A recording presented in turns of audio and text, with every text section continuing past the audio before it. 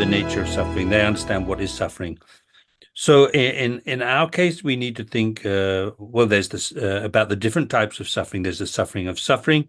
So this is, even animals understand. In other words, it's like painful feelings. Everybody, when that arises, then when that happens to them, then they don't like it. When we experience that, we don't like it. We want to get rid of it, right?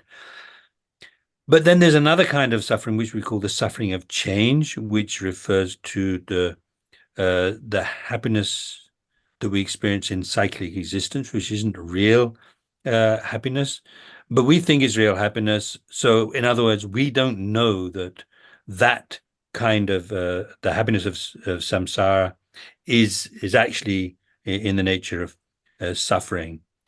And then on a deeper level, there's another kind of suffering.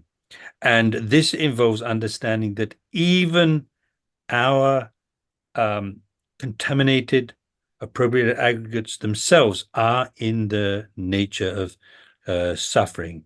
And to understand how they, how they affect us, if we think about an analogy that we find in the Lamrim teachings. So there it makes the comparison with carrying a load of a bundle of thorns, a heavy bundle of thorns on your back. So when you have a bundle of thorns that you're carrying, then there's only going to be suffering, sometimes more suffering, sometimes less suffering, but nothing but suffering. And the only way you're going to be able to stop that suffering is by putting that load of thorns down. So just like that, we're only going to have suffering as long as we have these appropriated aggregates.